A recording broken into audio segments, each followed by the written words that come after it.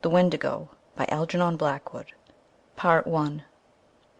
A considerable number of hunting parties were out that year, without finding so much as a fresh trail, for the moose were uncommonly shy, and the various Nimrods returned to the bosoms of their respective families with the best excuses the facts of their imaginations could suggest.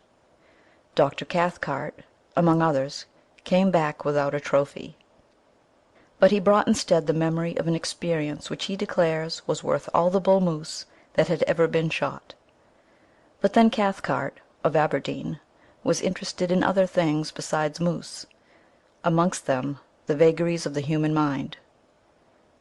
This particular story, however, found no mention in his book on collective hallucination, for the simple reason, so he confided once to a fellow colleague, that he himself played too intimate a part in it to form a competent judgment of the affair as a whole. Besides himself and his guide, Hank Davis, there was young Simpson, his nephew, a divinity student destined for the wee kirk, then on his first visit to Canadian backwoods, and the latter's guide, Défago. Joseph Défago was a French Canuck who had strayed from his native province of Quebec years before, and had got caught in Rat Portage when the Canadian Pacific Railway was a-building. A man who, in addition to his unparalleled knowledge of woodcraft and bush lore, could also sing the old voyageur songs, and tell a capital hunting yarn into the bargain. He was deeply susceptible, moreover, to that singular spell which the wilderness lays upon certain lonely natures, and he loved the wild solitudes with a kind of romantic passion that amounted almost to an obsession. The life of the backwoods fascinated him, whence doubtless his surpassing efficiency in dealing with their mysteries. On this particular expedition he was Hank's choice. Hank knew him and swore by him. He also swore at him, just as a pal might, and since he had a vocabulary of picturesque, if not utterly meaningless, oaths, the conversation between the two stalwart and hardy woodsmen was often of a rather lively description. This river of expletives, however, Hank agreed to dam a little out of respect for his old hunting boss, Dr. Cathcart, whom of course he addressed after the fashion of the country as Doc, and also because he understood that young Simpson was already a bit of a parson. He had, however, one objection to Défago, and one only, which was that the French Canadian sometimes exhibited what Hank described as the output of a cursed and dismal mind, meaning apparently that he sometimes was true to type, Latin type, and suffered fits of a kind of silent moroseness when nothing could induce him to utter speech. Défago, that is to say, was imaginative and melancholy, and as a rule it was too long a spell of civilization that induced the attacks, for a few days of the wilderness invariably cured them. This then was the party of four that found themselves in camp the last week in October of that shy moose year, way up in the wilderness north of Rat Portage, a forsaken and desolate country. There was also Punk, an Indian, who had accompanied Dr. Cathcart and Hank on their hunting trips in previous years, and who acted as a cook. His duty was merely to stay in camp, catch fish, and prepare venison steaks and coffee at a few minutes' notice. He dressed in the worn-out clothes bequeathed to him by former patrons, and except for his coarse black hair and dark skin, he looked in these city garments no more like a real redskin than a stage negro looks like a real African. For all that, however, Punk had in him still the instincts of his dying race. His taciturn silence and his endurance survived, also his superstition. The party round the blazing fire that night were despondent, for a week had passed without a single sign of recent moose discovering itself. Défago had sung his song and plunged into a story, but Hank, in bad humor, reminded him so often that he kept mussin' up the facts so, that it was most all nothin' but a petered out lie, that the Frenchman had finally subsided into a sulky silence which nothing seemed likely to break. Dr. Cathcart and his nephew were fairly done after an exhausting day. Punk was washing up the dishes, grunting to himself under the lean-to of branches, where he later also slept. No one troubled to stir the slowly dying fire.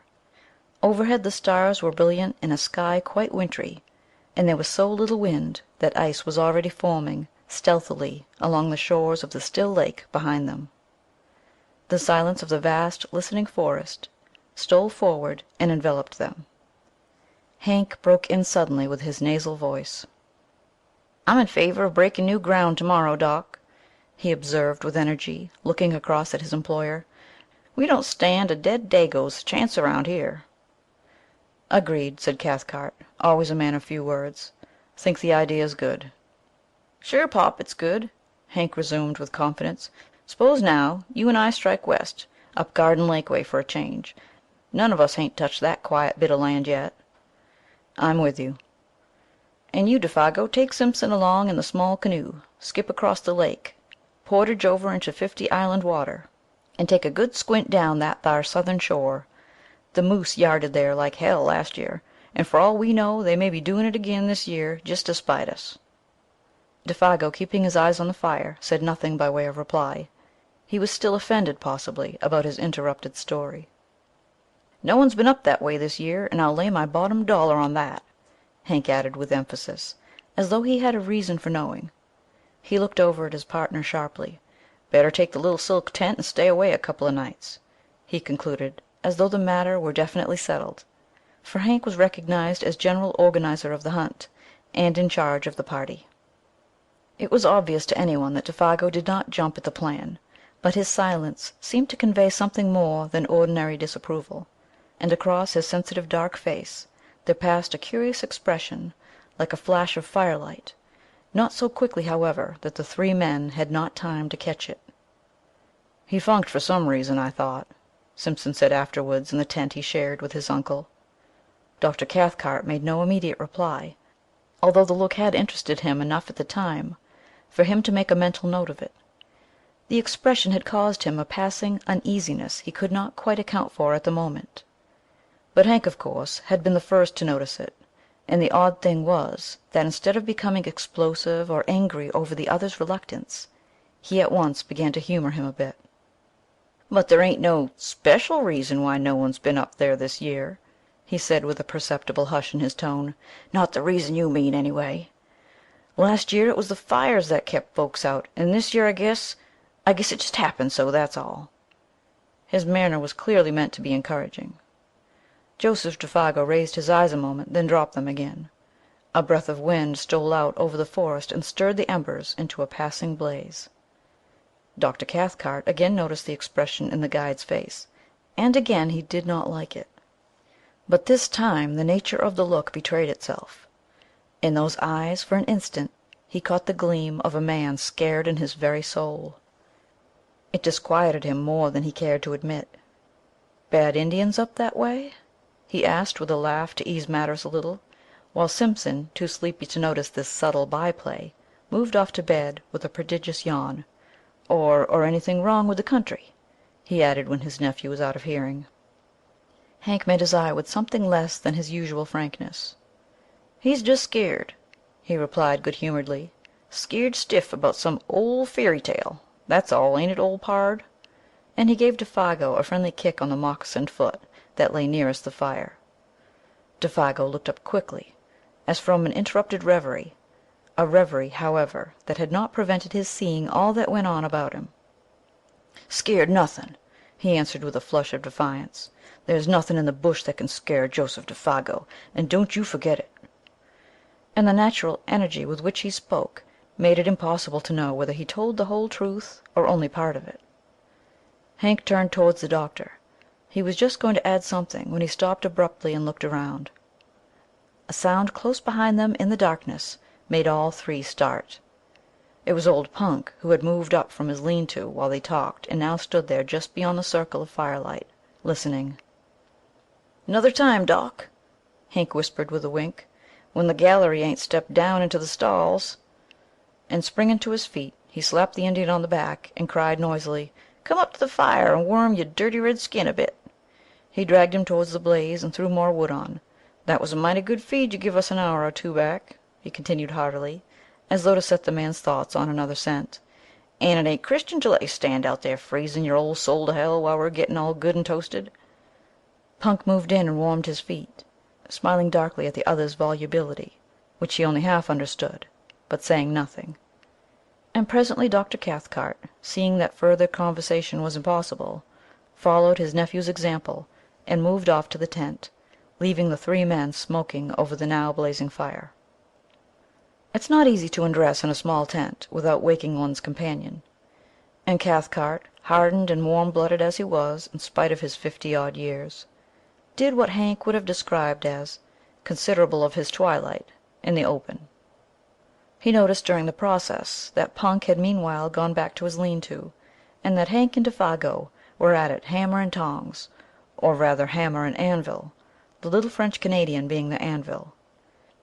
It was all very like the conventional stage picture of Western melodrama, the fire lighting up their faces with patches of alternate red and black, Défago in slouch hat and moccasins in the part of the Badlands villain, Hank open-faced and hatless, with that reckless fling of his soldiers, the honest and deceived hero, and old Punk eavesdropping in the background, supplying the atmosphere of mystery. The doctor smiled as he noticed the details, but at the same time something deep within him, he hardly knew what, shrank a little, as though an almost imperceptible breath of warning had touched the surface of his soul and was gone again before he could seize it. Probably it was traceable to that scared expression he had seen in the eyes of Défago. Probably, for this hint of fugitive emotion otherwise escaped his usually so keen analysis. Défago, he was vaguely aware, might cause trouble somehow. He was not as steady a guide as Hank, for instance. Further than that he could not get. He watched the men a moment longer before diving into the stuffy tent, where Simpson already slept soundly. Hank, he saw, was swearing like a mad African in a New York nigger saloon, but it was the swearing of affection. The ridiculous oaths flew freely now that the cause of their obstruction was asleep. Presently he put his arm almost tenderly upon his comrade's shoulder, and they moved off together into the shadows where their tent stood faintly glimmering. Punk, too, a moment later followed their example and disappeared between his odorous blankets in the opposite direction. Dr. Cathcart then likewise turned in, weariness and sleep still fighting in his mind with an obscure curiosity to know what it was that had scared Défago about the country up 50 Island Waterway, wondering, too, why Punk's presence had prevented the completion of what Hank had to say. Then sleep overtook him. He would know tomorrow. Hank would tell him the story while they trudged after the elusive moose. Deep silence fell about the little camp, planted there so audaciously in the jaws of the wilderness. The lake gleamed like a sheet of black glass beneath the stars. The cold air pricked. In the draughts of night that poured their silent tide from the depths of the forest, with messages from distant ridges and from lakes just beginning to freeze, there lay already the faint, bleak odors of coming winter. White men, with their dull scent, might never have divined them. The fragrance of the wood fire would have concealed from them these almost electrical hints of moss and bark and hardening swamp 100 miles away. Even Hank and Défago, subtly in league with the soul of the woods as they were, would probably have spread their delicate nostrils in vain. But an hour later, when all slept like the dead, old Punk crept from his blankets and went down to the shore of the lake like a shadow, silently, as only Indian blood can move. He raised his head and looked about him. The thick darkness rendered sight of small avail, but, like the animals, he possessed other senses that darkness could not mute. He listened, then sniffed the air. Motionless as a hemlock stem he stood there. After 5 minutes again he lifted his head and sniffed, and yet once again. A tingling of the wonderful nerves that betrayed itself by no outer sign ran through him as he tested the keen air. Then, merging his figure into the surrounding blackness in a way that only wild men and animals understand, he turned, still moving like a shadow, and went stealthily back to his lean-to and his bed. And soon after he slept, the change of wind he had divined stirred gently the reflection of the stars within the lake. rising among the far ridges of the country beyond 50 Island Water. It came from the direction in which he had stared, and it passed over the sleeping camp with a faint and sighing murmur through the tops of the big trees that was almost too delicate to be audible. With it down the desert paths of night, though too faint, too high even for the Indian's hair-like nerves, there passed a curious thin odor, strangely disquieting, an odor of something that seemed unfamiliar, utterly unknown. The French Canadian and the man of Indian blood each stirred uneasily in his sleep just about this time, though neither of them woke.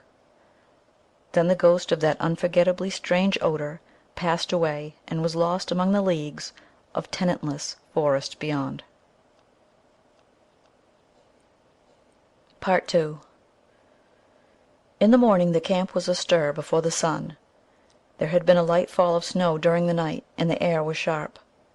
Punk had done his duty betimes, for the odors of coffee and fried bacon reached every tent. All were in good spirits. "Wind's shifted," cried Hank vigorously, watching Simpson and his guide already loading the small canoe. "It's across the lake. Dead right for you fellows, and the snow'll make bully trails. If there's any moose mussin' around up thar, they'll not get so much as a tail end scent of you, with the wind as it is. Good luck, Monsieur Défago," he added facetiously, giving the name its French pronunciation for once. "Bonne chance."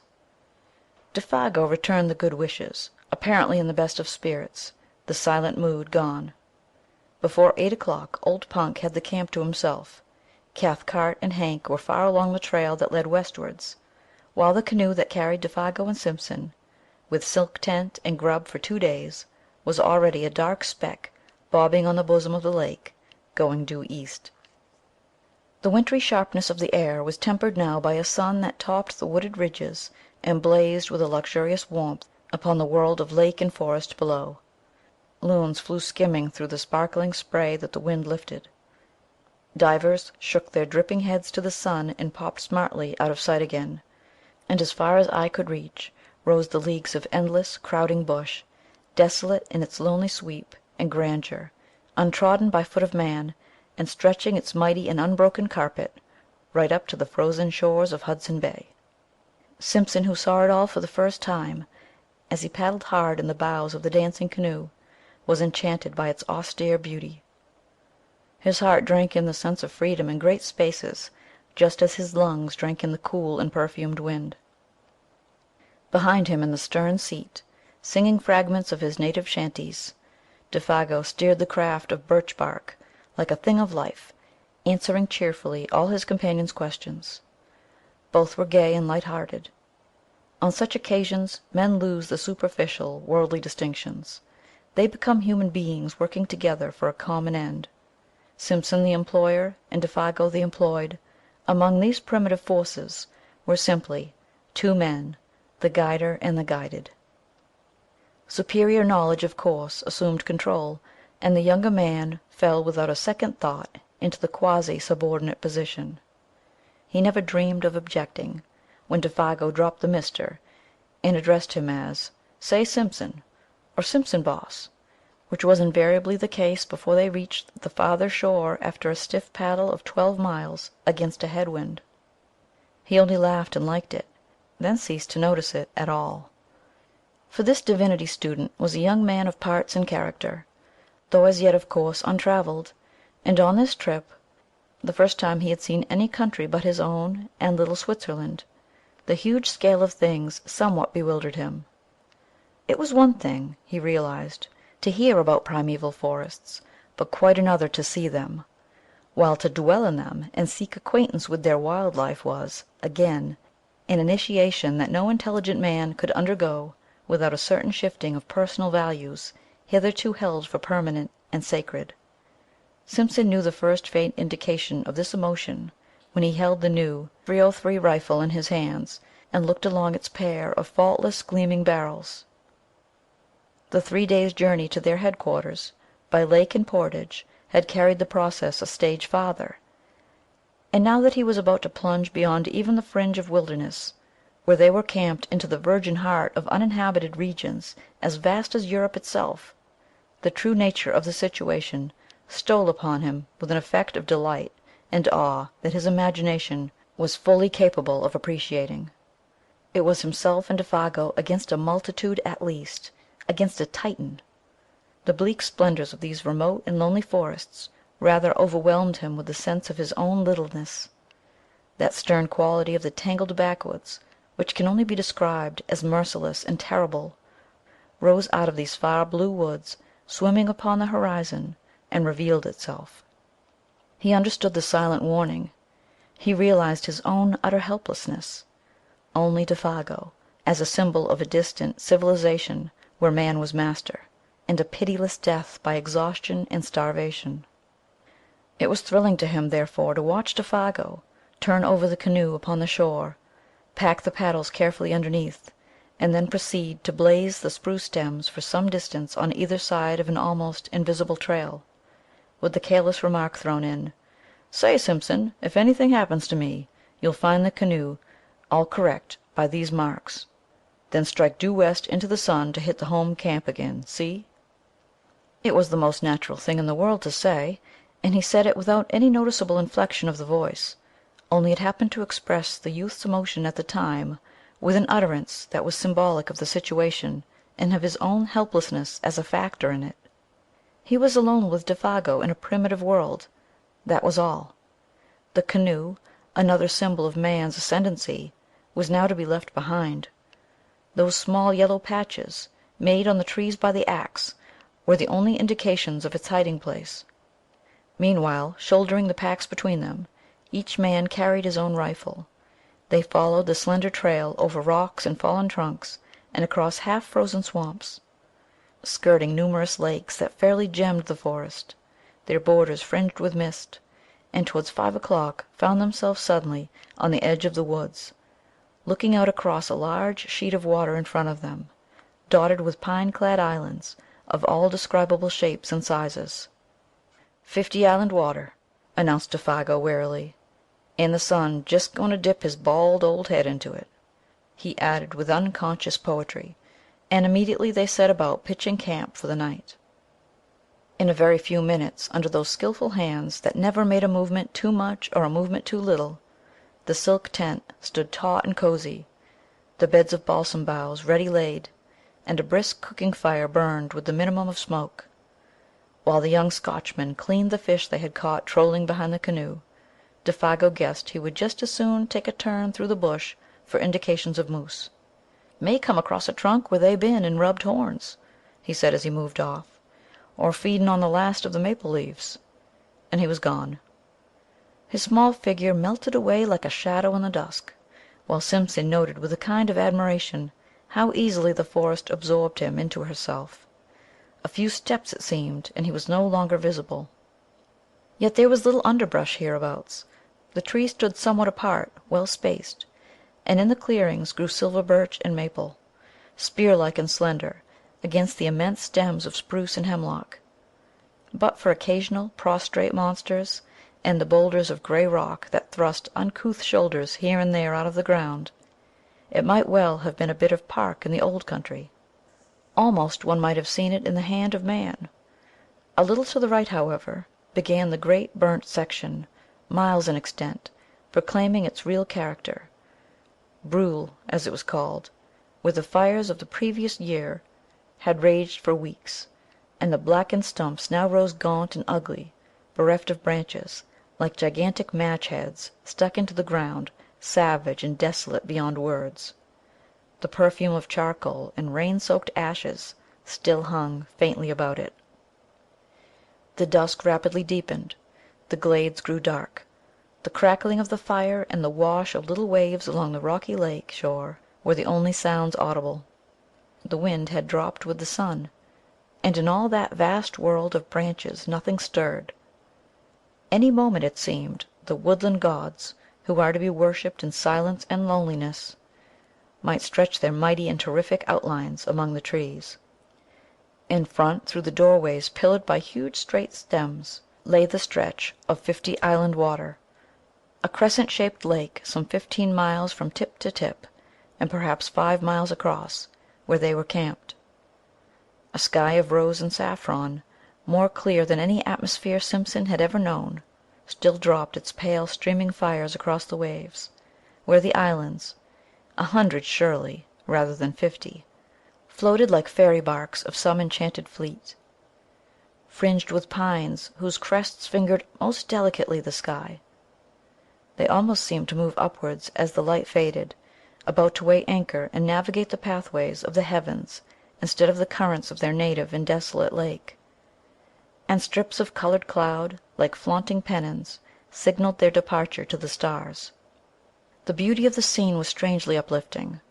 Simpson smoked the fish and burnt his fingers into the bargain in his efforts to enjoy it and at the same time tend the frying pan and the fire. Yet ever at the back of his thoughts lay that other aspect of the wilderness, the indifference to human life, the merciless spirit of desolation which took no note of man, the sense of his utter loneliness, now that even Défago had gone, came close as he looked about him and listened for the sound of his companion's returning footsteps. There was pleasure in the sensation, yet with it a perfectly comprehensible alarm, and instinctively the thought stirred in him, what could I do, if anything happened and he did not come back? They enjoyed their well-earned supper, eating untold quantities of fish, and drinking unmilked tea strong enough to kill men who had not covered 30 miles of hard going, eating little on the way. And when it was over, they smoked and told stories round the blazing fire, laughing, stretching weary limbs, and discussing plans for the morrow. Défago was in excellent spirits, though disappointed at having no signs of moose to report. But it was dark, and he had not gone far. The brule, too, was bad. His clothes and hands were smeared with charcoal. Simpson, watching him, realized with renewed vividness their position, alone together in the wilderness.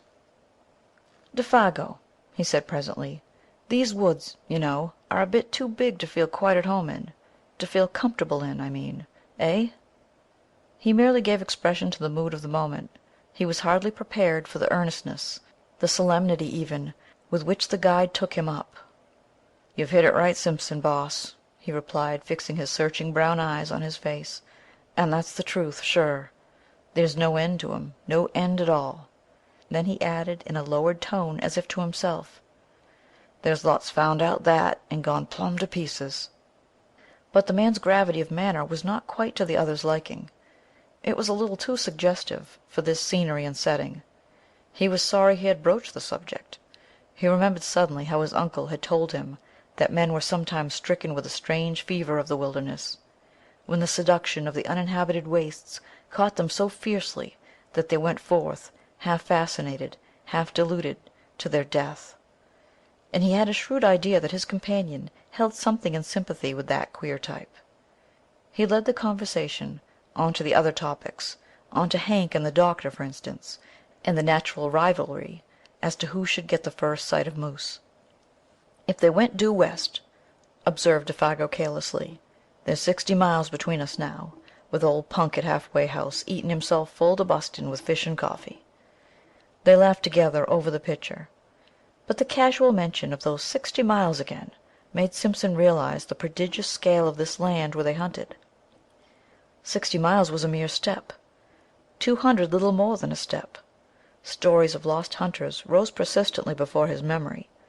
The passion and mystery of homeless and wandering men, seduced by the beauty of great forests, swept his soul in a way too vivid to be pleasant. He wondered vaguely whether it was the mood of his companion that invited the unwelcome suggestion with such persistence. "Sing us a song, Défago, if you're not too tired," he asked. "One of those old voyageur songs you sang the other night." He handed his tobacco pouch to the guide, and then filled his own pipe, while the Canadian, nothing loth, sent his light voice across the lake in one of those plaintive, almost melancholy chanties with which lumbermen and trappers lessen the burden of their labor.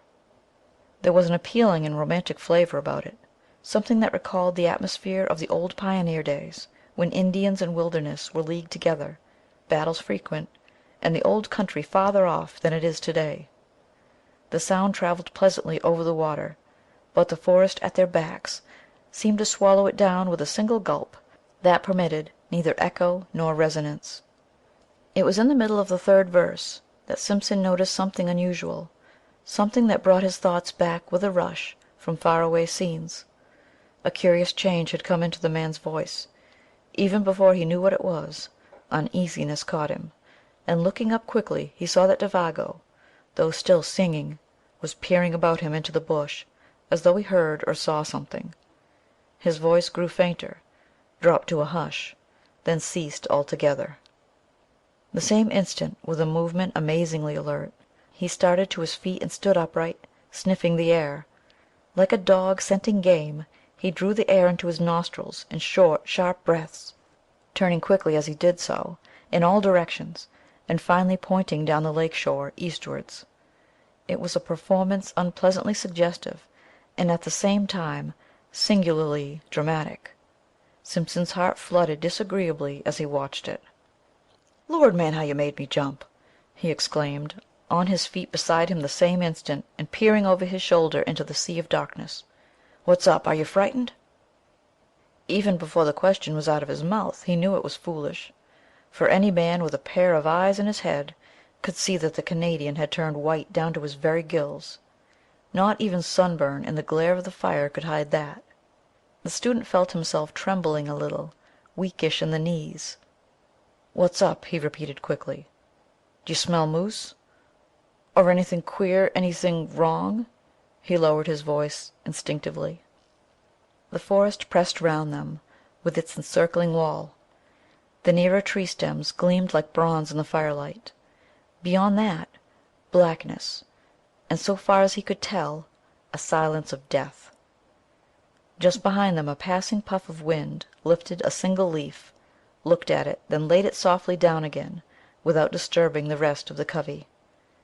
It seemed as if a million invisible causes had combined just to produce that single visible effect. Other life pulsed about them, and was gone. Défago turned abruptly. The livid hue of his face had turned to a dirty gray. "I never said I heerd or smelt nothin'," he said slowly and emphatically, in an oddly altered voice that conveyed somehow a touch of defiance. "I was only taking a look around, so to speak. It's always a mistake to be too previous with your questions." Then he added suddenly, with obvious effort, in his more natural voice, "Have you got the matches, Boss Simpson?" and proceeded to light the pipe he had half filled just before he began to sing. Without speaking another word they sat down again by the fire, Défago changing his side so that he could face the direction the wind came from, for even a tenderfoot could tell that. Défago changed his position in order to hear and smell all there was to be heard and smelt, and since he now faced the lake with his back to the trees, it was evidently nothing in the forest that had sent so strange and sudden a warning to his marvelously trained nerves. "Guess now I don't feel like singing any," he explained presently of his own accord. "That song kinder brings back memories that's troublesome to me. I never oughter have begun it. It sets me on to imagining things, see?" Clearly the man was still fighting with some profoundly moving emotion. He wished to excuse himself in the eyes of the other, but the explanation, in that it was only part of the truth, was a lie, and he knew perfectly well that Simpson was not deceived by it. For nothing could explain away the livid terror that had dropped over his face while he stood there sniffing the air. And nothing, no amount of blazing fire or chatting on ordinary subjects, could make that camp exactly as it had been before. The shadow of an unknown horror, naked if unguessed, that had flashed for an instant in the face and gestures of the guide, had also communicated itself, vaguely and therefore more potently, to his companion. The guide's visible efforts to dissemble the truth only made things worse. Moreover, to add to the younger man's uneasiness was the difficulty, nay, the impossibility, he felt of asking questions, and also his complete ignorance as to the cause. Indians, wild animals, forest fires, all these he knew were wholly out of the question. His imagination searched vigorously, but in vain. Yet somehow or other, after another long spell of smoking, talking, and roasting themselves before the great fire, the shadow that had so suddenly invaded their peaceful camp began to skirt. Perhaps Défago's efforts, or the return of his quiet and normal attitude, accomplished this. Perhaps Simpson himself had exaggerated the fare out of all proportion to the truth. Or possibly the vigorous air of the wilderness brought its own powers of healing.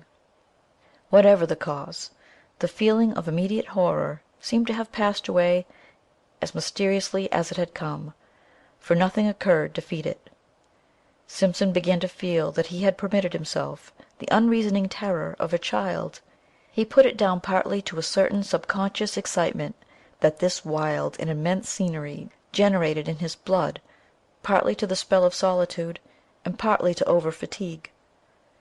That pallor in the guide's face was, of course, uncommonly hard to explain, yet it might have been due in some way to an effect of firelight or his own imagination. He gave it the benefit of the doubt. He was Scotch.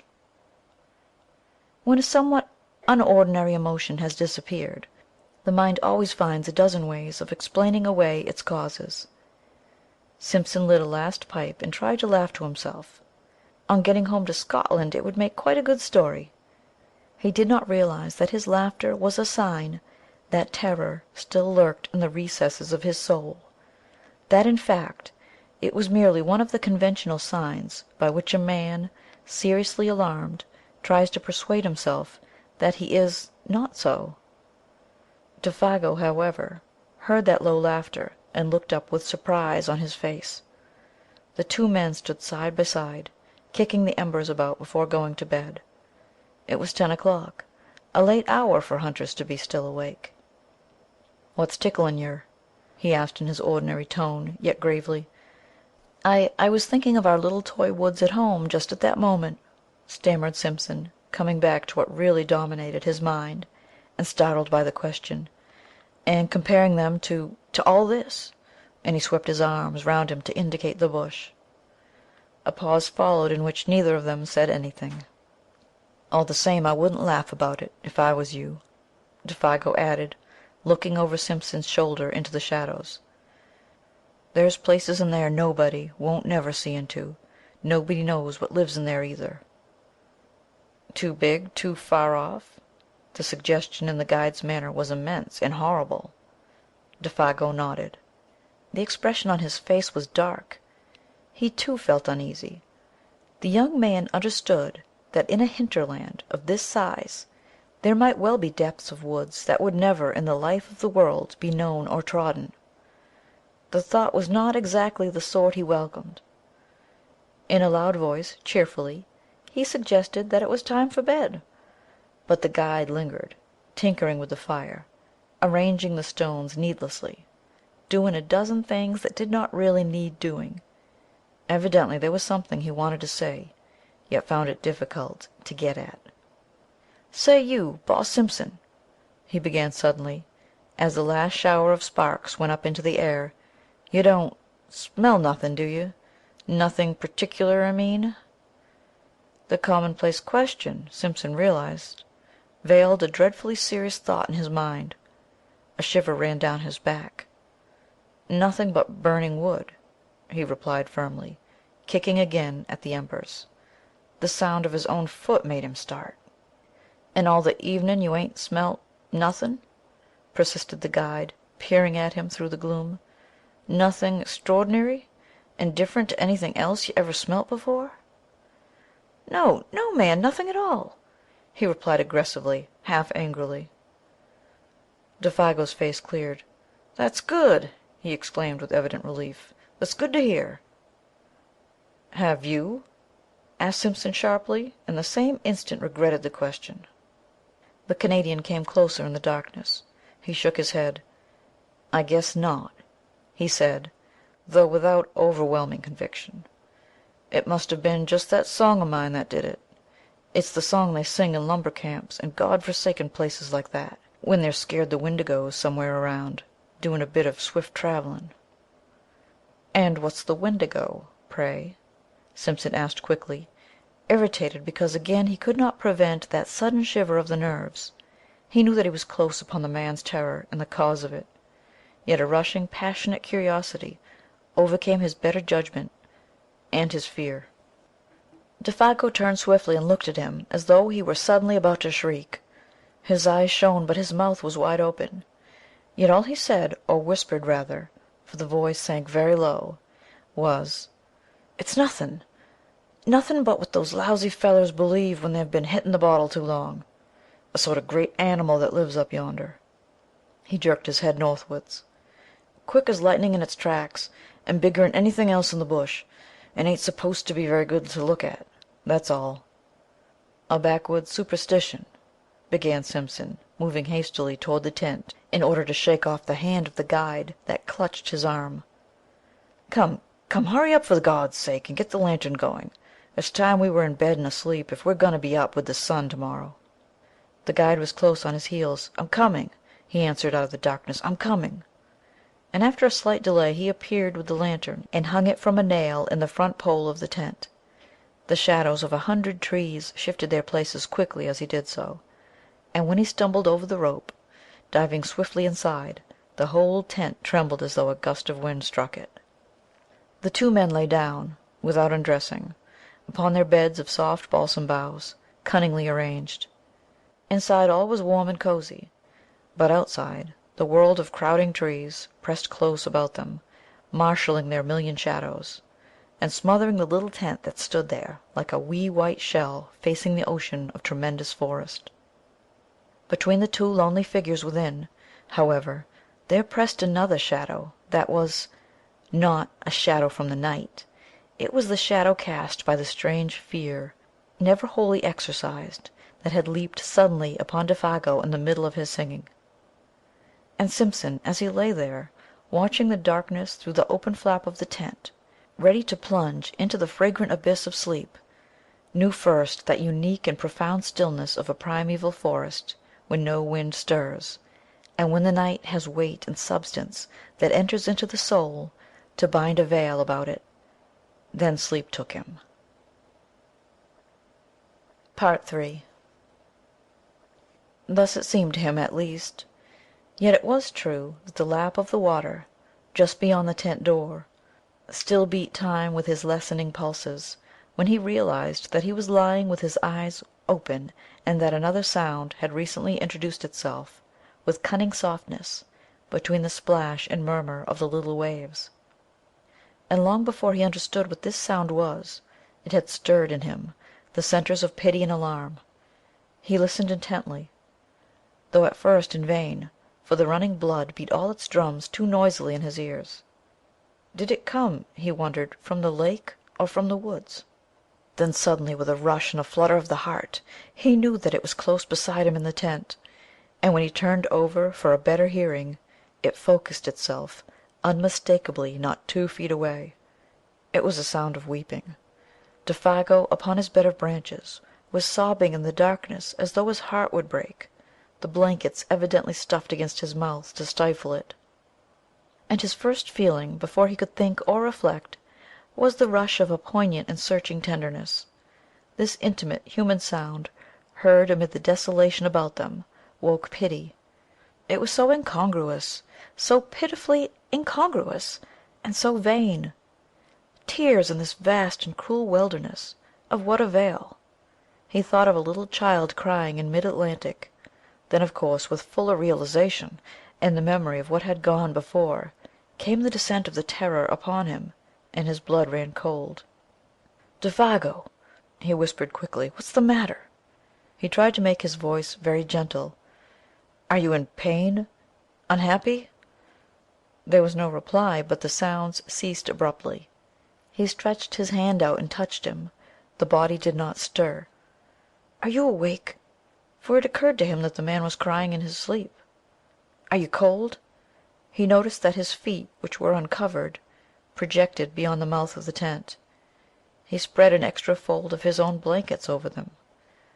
The guide had slipped down in his bed, and the branches seemed to have dragged with him. He was afraid to pull the body back again, for fear of waking him. 1 or 2 tentative questions he ventured softly, but though he waited for several minutes there came no reply, nor any sign of movement. Presently he heard his regular and quiet breathing, and putting his hand again gently on his breast, felt the steady rise and fall beneath. "Let me know if anything's wrong," he whispered, "or if I can do anything. Wake me at once if you feel queer." He hardly knew what to say. He lay down again, thinking and wondering what it all meant. Défago, of course, had been crying in his sleep. Some dream or other had afflicted him. Yet never in his life would he forget that pitiful sound of sobbing, and the feeling that the whole awful wilderness of woods listened. His own mind busied itself for a long time with the recent events of which this took its mysterious place as one, and though his reason successfully argued away all unwelcome suggestions, a sensation of uneasiness remained, resisting ejection, very deep-seated, peculiar beyond ordinary. End of section 1.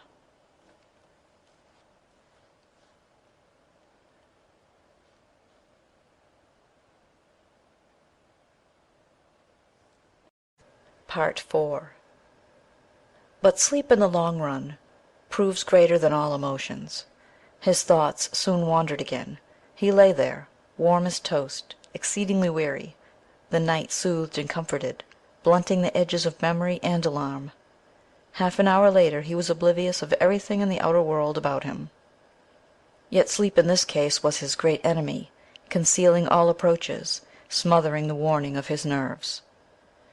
As sometimes in a nightmare events crowd upon each other's heels with a conviction of dreadfulest reality, yet some inconsistent detail accuses the whole display of incompleteness and disguise, so the events that now followed, though they actually happened, persuaded the mind somehow that the detail which could explain them had been overlooked in the confusion, and that therefore they were but partly true, the rest delusion. At the back of the sleeper's mind something remains awake, ready to let slip the judgment: all this is not quite real. When you wake up you'll understand. And thus in a way it was with Simpson. The events, not wholly inexplicable or incredible in themselves, yet remained for the man who saw and heard them a sequence of separate facts of cold horror, because the little piece that might have made the puzzle clear lay concealed or overlooked. So far as he can recall, it was a violent movement, running downwards through the tent towards the door, that first woke him and made him aware that his companion was sitting bolt upright beside him, quivering. Hours must have passed, for it was the pale gleam of the dawn that revealed his outline against the canvas. This time the man was not crying. He was quaking like a leaf. The trembling he felt plainly through the blankets down the entire length of his own body. Défago had huddled down against him for protection, shrinking away from something that apparently concealed itself near the door flaps of the little tent. Simpson thereupon called out in a loud voice some question or other. In the first bewilderment of waking he does not remember exactly what, and the man made no reply. The atmosphere and feeling of true nightmare lay horribly about him, making movement and speech both difficult. At first, indeed, he was not sure where he was, whether in one of the earlier camps, or at home in his bed at Aberdeen. The sense of confusion was very troubling. And next, almost simultaneous with his waking, it seemed, the profound stillness of the dawn outside was shattered by a most uncommon sound. It came without warning or audible approach, and it was unspeakably dreadful. It was a voice, Simpson declares, possibly a human voice, hoarse yet plaintive, a soft roaring voice, close outside the tent, overhead rather than upon the ground, of immense volume, while in some strange way most penetratingly and seductively sweet. It rang out, too, in 3 separate and distinct notes, or cries, that bore in some odd fashion a resemblance, far-fetched yet recognizable, to the name of the guide, Défago. The student admits he is unable to describe it quite intelligently, for it was unlike any sound he had ever heard in his life, and combined a blending of such contrary qualities. A sort of windy crying voice, he calls it, as of something lonely and untamed, wild and of abominable power. And even before it ceased, dropping back into the great gulfs of silence, the guide beside him had sprung to his feet with an answering though unintelligible cry. He blundered against the tent pole with violence, shaking the whole structure, spreading his arms out frantically for more room, and kicking his legs impetuously free of the clinging blankets.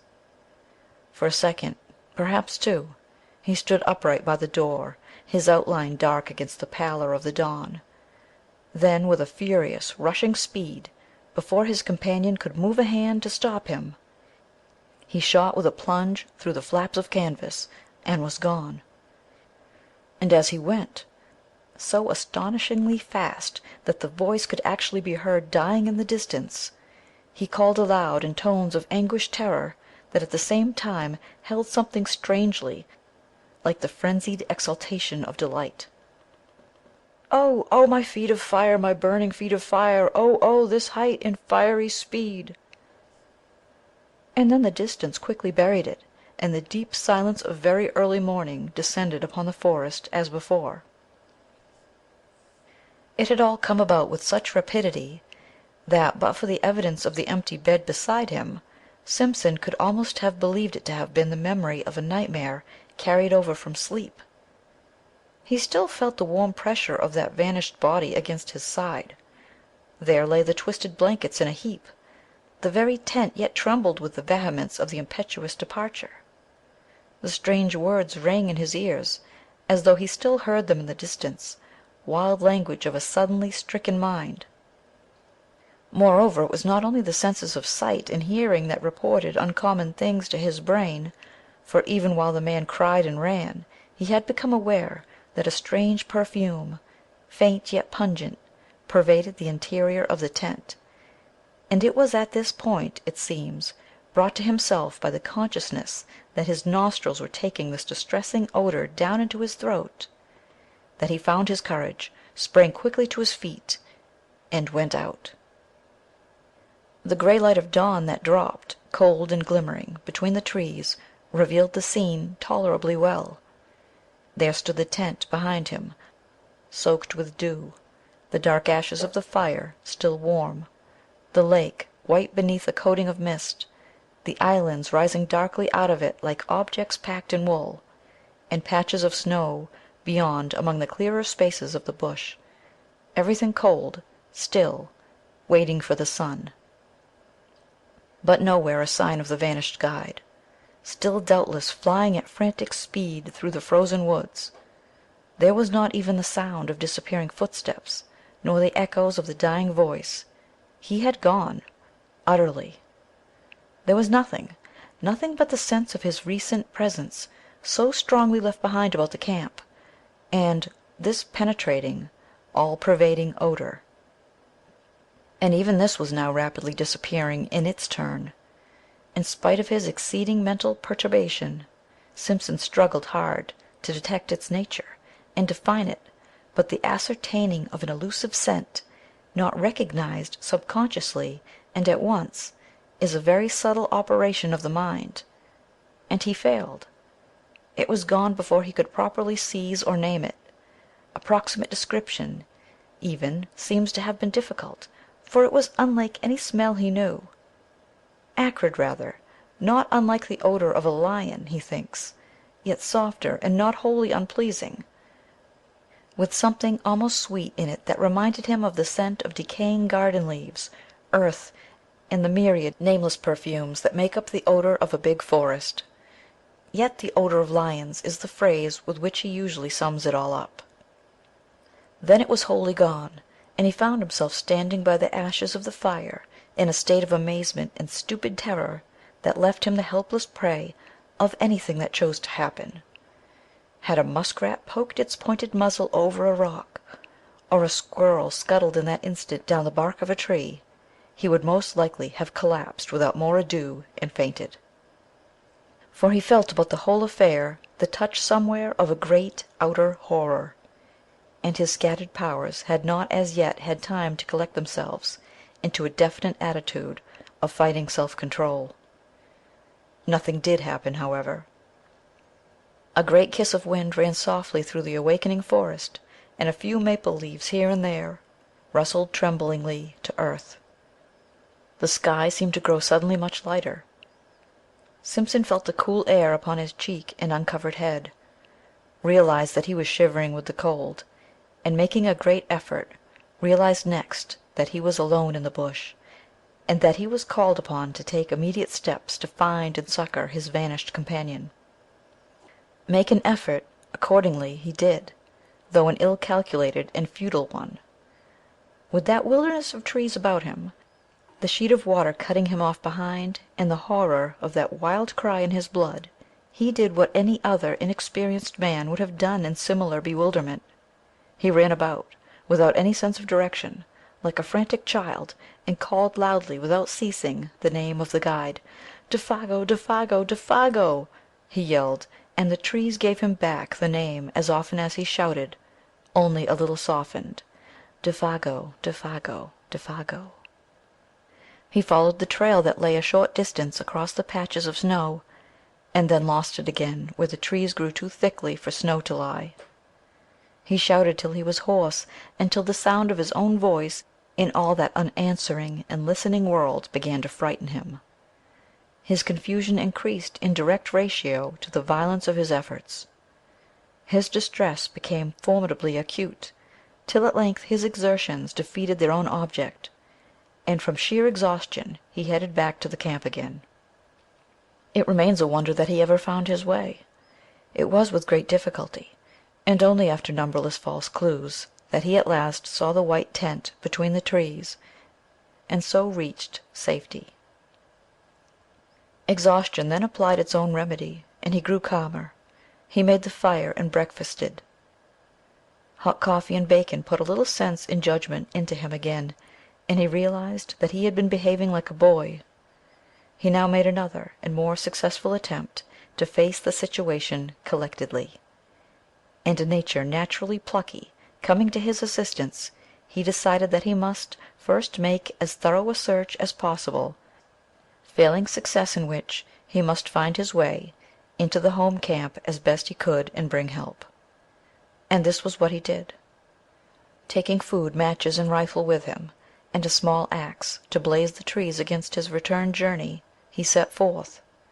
It was 8 o'clock when he started, the sun shining over the tops of the trees in a sky without clouds.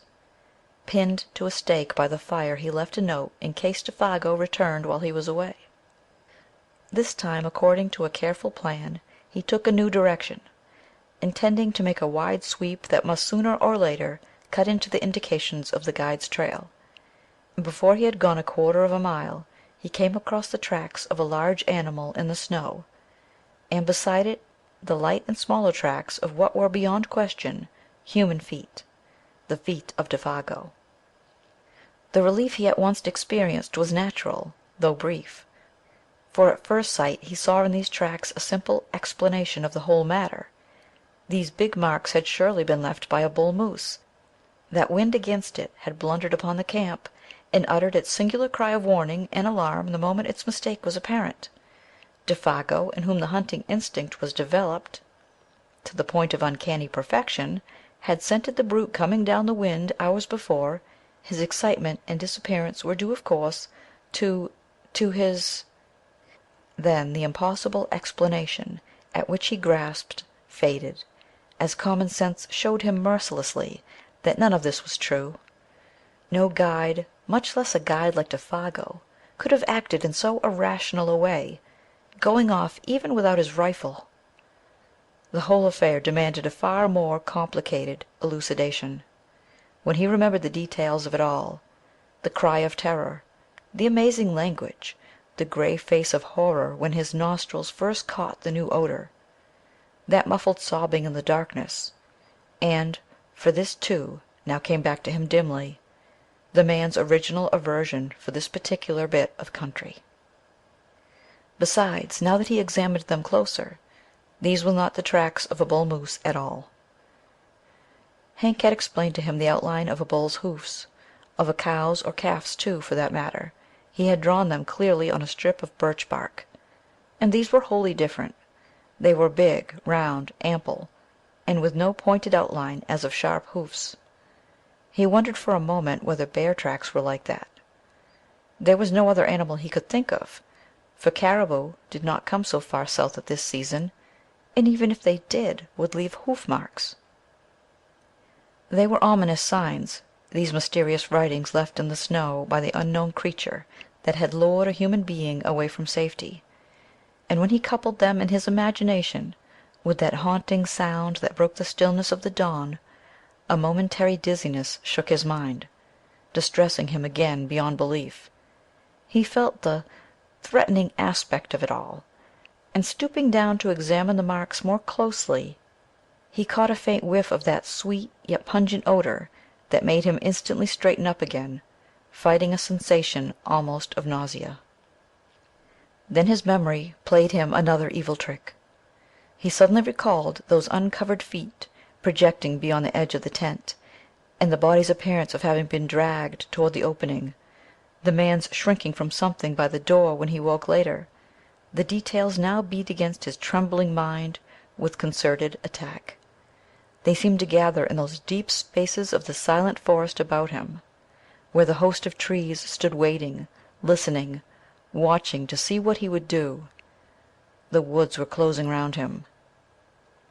With the persistence of true pluck, however, Simpson went forward, following the tracks as best he could, smothering these ugly emotions that sought to weaken his will.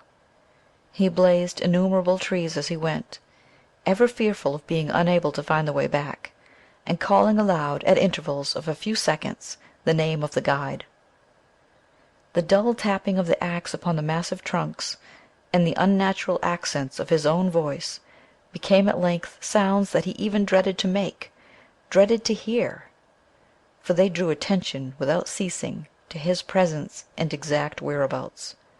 And if it were really the case that something was hunting himself down in the same way that he was hunting down another, with a strong effort he crushed the thought out the instant it rose. It was the beginning, he realized, of a bewilderment utterly diabolical in kind that would speedily destroy him. Although the snow was not continuous, lying merely in shallow flurries over the more open spaces, he found no difficulty in following the tracks for the first few miles. They went straight as a ruled line wherever the trees permitted. The stride soon began to increase in length, till it finally assumed proportions that seemed absolutely impossible for any ordinary animal to have made. Like huge flying leaps they became. One of these he measured, and though he knew that stretch of 18 feet must be somehow wrong, he was at a complete loss to understand why he found no signs on the snow between the extreme points. But what perplexed him even more, making him feel his vision had gone utterly awry, was that Défago's stride increased in the same manner, and finally covered the same incredible distances. It looked as if the great beast had lifted him with it and carried him across these astonishing intervals.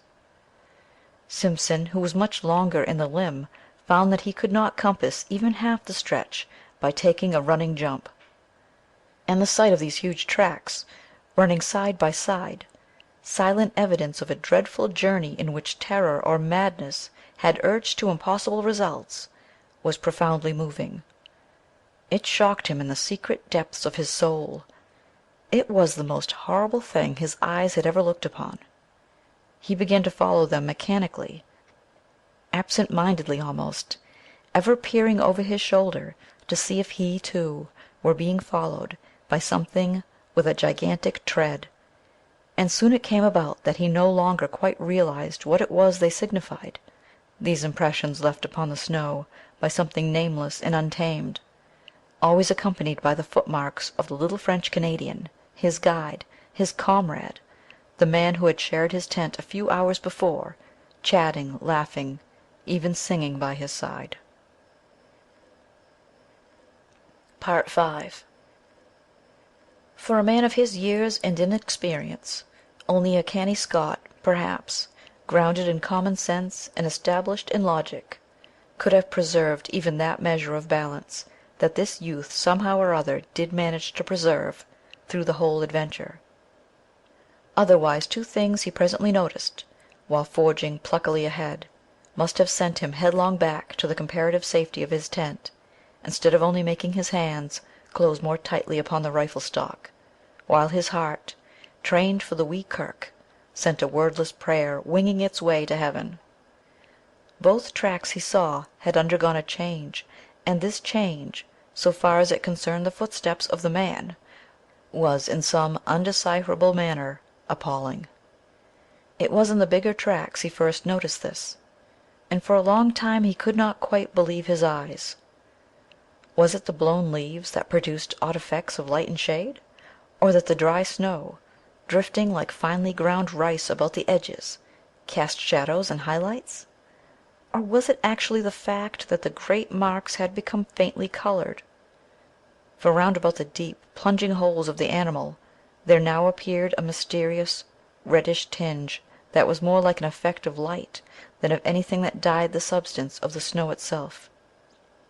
Every mark had it, and had it increasingly, this indistinct fiery tinge that painted a new touch of ghastliness into the picture. But when, wholly unable to explain or to credit it, he turned his attention to the other tracks to discover if they too bore similar witness, he noticed that these had meanwhile undergone a change that was infinitely worse, and charged with far more horrible suggestion. For in the last 100 yards or so he saw that they had grown gradually into the semblance of the parent tread. Imperceptibly the change had come about, yet unmistakably. It was hard to see where the change first began. The result, however, was beyond question. Smaller, neater, more cleanly modeled, they formed now an exact and careful duplicate of the larger tracks beside them. The feet that produced them had, therefore, also changed, and something in his mind reared up with loathing and with terror as he saw it. Simpson for the first time hesitated, then, ashamed of his alarm and indecision, took a few hurried steps ahead, the next instant stopped dead in his tracks. Immediately in front of him all signs of the trail ceased. Both tracks came to an abrupt end. On all sides, for 100 yards and more, he searched in vain for the least indication of their continuance. There was nothing. The trees were very thick just there, big trees all of them, spruce, cedar, hemlock. There was no underbrush. He stood looking about him, all distraught, bereft of any power of judgment. Then he set to work to search again and again and yet again, but always with the same result: nothing. The feet that printed the surface of the snow thus far had now apparently left the ground. And it was in that moment of distress and confusion that the whip of terror laid its most nicely calculated lash about his heart. It dropped with deadly effect upon the sorest spot of all, completely unnerving him. He had been secretly dreading all the time that it would come, and come it did. For overhead, muted by great height and distance, strangely thinned and wailing, he heard the crying voice of Défago, the guide. The sound dropped upon him out of that still, wintry sky with an effect of dismay and terror unsurpassed. The rifle fell to his feet. He stood motionless an instant, listening as it were with his whole body, then staggered back against the nearest tree for support, disorganized hopelessly in mind and spirit. To him in that moment it seemed the most shattering and dislocating experience he had ever known, so that his heart emptied itself of all feeling whatsoever as by a sudden draught. "Oh, oh, this fiery height! Oh, my feet of fire, my burning feet of fire!" ran in far, beseeching accents of indescribable appeal this voice of anguish down the sky. Once it called, then silence through all the listening wilderness of trees. And Simpson, scarcely knowing what he did, presently found himself running wildly to and fro, searching, calling, tripping over roots and boulders, and flinging himself in a frenzy of undirected pursuit after the caller. Behind the screen of memory and emotion with which experience veils events, he plunged, distracted and half deranged, picking up false lights like a ship at sea, terror in his eyes and heart and soul. For the panic of the wilderness had called to him in that far voice, the power of untamed distance, the enticement of the desolation that destroys. He knew in that moment all the pains of someone hopelessly and irretrievably lost.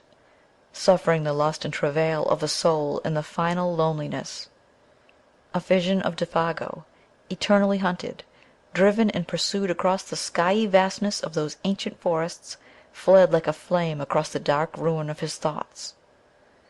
It seemed ages before he could find anything in the chaos of his disorganized sensations to which he could anchor himself steady for a moment and think. The cry was not repeated. His own hoarse calling brought no response. The inscrutable forces of the wild had summoned their victim beyond recall and held him fast. Yet he searched and called, it seems, for hours afterwards, for it was late in the afternoon when at length he decided to abandon a useless pursuit and return to his camp on the shores of 50 Island Water. Even then he went with reluctance, that crying voice still echoing in his ears. With difficulty he found his rifle and the homeward trail. The concentration necessary to follow the badly blazed trees, and a biting hunger that gnawed, helped to keep his mind steady. Otherwise, he admits, the temporary aberration he had suffered might have been prolonged to the point of positive disaster. Gradually the ballast shifted back again, and he regained something that approached his normal equilibrium. But for all that, the journey through the gathering dusk was miserably haunted. He heard innumerable following footsteps, voices that laughed and whispered, and saw figures crouching behind trees and boulders, making signs to one another for a concerted attack, the moment he had passed. The creeping murmur of the wind made him start and listen. He went stealthily, trying to hide where possible, and making as little sound as he could. The shadows of the woods, hitherto protective of covering merely, had now become menacing, challenging, and the pageantry in his frightened mind masked a host of possibilities that were all the more ominous for being obscure. The presentiment of a nameless doom lurked ill-concealed behind every detail of what had happened. It was really admirable how he emerged victor in the end. Men of riper powers and experience might have come through the ordeal with less success. He had himself tolerably well in hand, all things considered, and his plan of action proves it. Sleep being absolutely out of the question, and traveling an unknown trail in the darkness equally impracticable, he sat up the whole of that night, rifle in hand, before a fire he never for a single moment allowed to die down. The severity of the haunted vigil marked his soul for life, but it was successfully accomplished, and with the very first signs of dawn he set forth upon the long return journey to the home camp to get help. As before, he left a written note to explain his absence, and to indicate where he had left a plentiful cache of food and matches, though he had no expectation that any human hands would find them. How Simpson found his way alone by the lake and forest might well make a story in itself, for to hear him tell it is to know the passionate loneliness of soul that a man can feel when the wilderness holds him in the hollow of its illimitable hand and laughs. It is also to admire his indomitable pluck. He claims no skill, declaring that he followed the almost invisible trail mechanically and without thinking. And this doubtless is the truth. He relied upon the guiding of the unconscious mind, which is instinct. Perhaps, too, some sense of orientation known to animals and primitive men may have helped as well, for through all that tangled region he succeeded in reaching the exact spot where Défago had hidden the canoe nearly 3 days before, with the remark, "Strike due west across the lake into the sun to find the camp." There was not much sun left to guide him, but he used his compass to the best of his ability, embarking in the frail craft for the last 12 miles of his journey, with a sensation of immense relief that the forest was at last behind him, and fortunately the water was calm. He took his line across the center of the lake, instead of coasting round the shores for another 20 miles. Fortunately, too, the other hunters were back. The light of their fires furnished a steering point without which he might have searched all night long for the actual position of the camp. It was close upon midnight, all the same, when his canoe grated on the sandy cove, and Hank, Punk, and his uncle, disturbed in their sleep by his cries, ran quickly down and helped a very exhausted and broken specimen of Scotch humanity over the rocks toward a dying fire. End of section 2.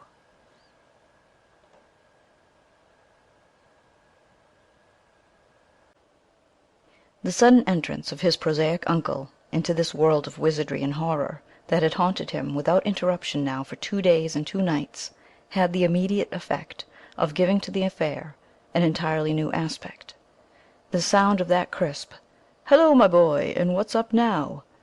and the grasp of that dry and vigorous hand introduced another standard of judgment. A revulsion of feeling washed through him. He realized that he had let himself go rather badly.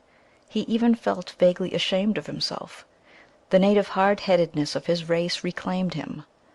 And this doubtless explains why he found it so hard to tell that group round the fire everything. He told enough, however, for the immediate decision to be arrived at that a relief party must start at the earliest possible moment, and that Simpson, in order to guide it capably, must first have food, and above all, sleep. Dr. Cathcart, observing the lad's condition more shrewdly than his patient knew, gave him a very slight injection of morphine. For 6 hours he slept like the dead. From the description carefully written out afterwards by this student of divinity, it appears that the account he gave to the astonished group omitted sundry vital and important details. He declares that, with his uncle's wholesome matter-of-fact countenance staring him in the face, he simply had not the courage to mention them.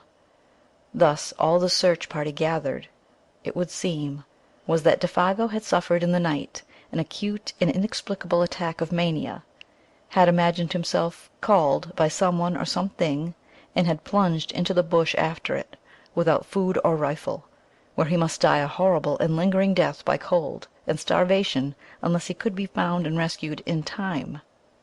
In time, moreover, meant at once. In the course of the following day, however, they were off by 7, leaving Punk in charge, with instructions to have food and fire always ready. Simpson found it possible to tell his uncle a good deal more of the story's true inwardness, without divining that it was drawn out of him, as a matter of fact, by a very subtle form of cross-examination.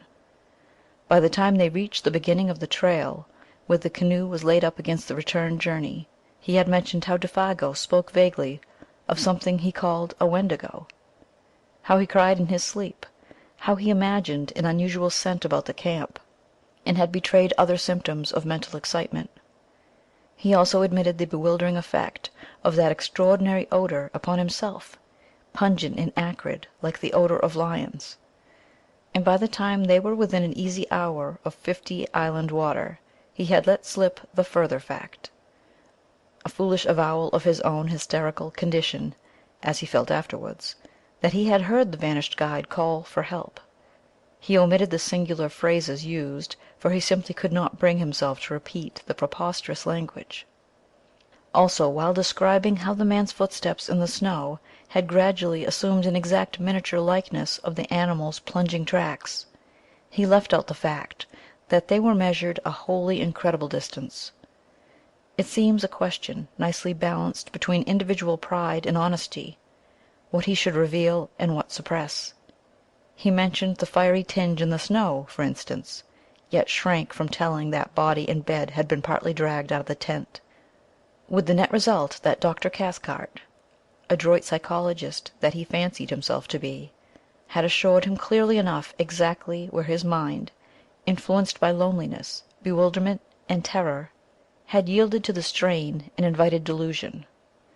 While praising his conduct, he managed at the same time to point out where, when, and how his mind had gone astray. He made his nephew think himself finer than he was by judicious praise, yet more foolish than he was by minimizing the value of the evidence. Like many another materialist, that is, he lied cleverly on the basis of insufficient knowledge, because the knowledge supplied seemed to his own particular intelligence inadmissible. "The spell of these terrible solitudes," he said, "cannot leave any mind untouched, any mind, that is, possessed of the higher imaginative qualities. It has worked upon yours exactly as it worked upon mine when I was your age. The animal that haunted your little camp was undoubtedly a moose, for the belling of a moose may have, sometimes a very peculiar quality of sound. The colored appearance of the big tracks was obviously a defect of vision in your own eyes produced by excitement. The size and stretch of the tracks we shall prove when we come to them. But the hallucination of an audible voice, of course, is one of the commonest forms of delusion due to mental excitement. An excitement, my dear boy, perfectly excusable, and let me add, wonderfully controlled by you under the circumstances. For the rest, I am bound to say, you have acted with a splendid courage, for the terror of feeling oneself lost in this wildness is nothing short of awful, and had I been in your place, I don't for a moment believe I could have behaved with 1/4 of your wisdom and decision. The only thing I find it uncommonly difficult to explain is that damned odor." "It made me feel sick, I assure you," declared his nephew, "positively dizzy." His uncle's attitude of calm omniscience, merely because he knew more psychological formulae, made him slightly defiant. It was so easy to be wise in the explanation of an experience one has not personally witnessed. "A kind of desolate and terrible odor is the only way I can describe it," he concluded, glancing at the features of the quiet, unemotional man beside him. "I can only marvel," was the reply, "that under the circumstances it did not seem to you even worse." The dry words, Simpson knew, hovered between the truth and his uncle's interpretation of the truth. And so at last they came to the little camp and found the tent still standing, the remains of the fire, and the piece of paper pinned to a stake beside it, untouched. The cache, poorly contrived by inexperienced hands, however, had been discovered and opened by muskrats, mink, and squirrel. The matches lay scattered about the opening, but the food had been taken to the last crumb. "Well, fellers, he ain't here," exclaimed Hank loudly after his fashion, "and that's as sartain as the coal supply down below. But whar he's got to by this time is about as uncertain as the trade in crowns and t'other place." The presence of a divinity student was no barrier to his language at such a time, though for the reader's sake it may be severely edited. "I propose," he added, "that we start out at once and hunt for 'em like hell." The gloom of Défago's probable fate oppressed the whole party with a sense of dreadful gravity the moment they saw the familiar signs of recent occupancy, especially the tent, with the bed of balsam branches, still smoothed and flattened by the pressure of his body, seemed to bring his presence near to them. Simpson, feeling vaguely as if his world were somehow at stake, went about explaining particulars in a hushed tone. He was much calmer now, though overwearied with the strain of his many journeys. His uncle's method of explaining away, rather, the details still fresh in his haunted memory, helped, too, to put ice upon his emotions. "And that's the direction he ran off in," he said to his two companions, pointing in the direction where the guide had vanished that morning in the gray dawn. "Straight down there he ran like a deer, in between the birch and the hemlock." Hank and Dr. Cathcart exchanged glances. "And it was about 2 miles down there in a straight line," continued the other, speaking with something of the former terror in his voice, "that I followed his trail to the place where it stopped dead." "And where you heerd him callin' and caught the stench, and all that rest of the wicked entertainment?" cried Hank with a volubility that betrayed his keen distress. "And where your excitement overcame you to the point of producing illusions," added Dr. Cathcart under his breath, yet not so low that his nephew did not hear it. It was early in the afternoon, for they had traveled quickly, and there was still a good 2 hours of daylight left. Dr. Cathcart and Hank lost no time in beginning the search, but Simpson was too exhausted to accompany them. They would follow the blazed marks on the trees, and where possible his footsteps. Meanwhile the best thing he could do was to keep a good fire going and rest. But after something like 3 hours' search, the darkness already down, the two men returned to camp with nothing to report. Fresh snow had covered all signs, and though they had followed the blazed trees to the spot where Simpson had turned back, they had not discovered the smallest indication of a human being, or, for that matter, of an animal. There were no fresh tracks of any kind. The snow lay undisturbed. It was difficult to know what was best to do, though in reality there was nothing more they could do. They might stay and search for weeks without much chance of success. The fresh snow destroyed their only hope, and they gathered round the fire for supper, a gloomy and despondent party. The facts indeed were sad enough, for Défago had a wife at Rat Portage, and his earnings were the family's sole means of support. Now that the whole truth in all its ugliness was out, it seemed useless to deal in further disguise or pretense. They talked openly of the facts and probabilities. It was not the first time, even in the experience of Dr. Cathcart, that a man had yielded to the singular seduction of the solitudes and gone out of his mind. Défago, moreover, was predisposed to something of the sort, for he already had a touch of melancholia in his blood, and his fibre was weakened by bouts of drinking that often lasted for weeks at a time. Something on this trip, one might never know precisely what, had sufficed to push him over the line, that was all, and he had gone off into the great wilderness of trees and lakes to die by starvation and exhaustion. The chances against his finding camp again were overwhelming. The delirium that was upon him would also doubtless have increased, and it was quite likely he might do violence to himself, and so hasten his cruel fate. Even while they talked, indeed, the end had probably come. On the suggestion of Hank, his old pal, however, they proposed to wait a little longer, and devote the whole of the following day, from dawn to darkness, to the most systematic search they could devise.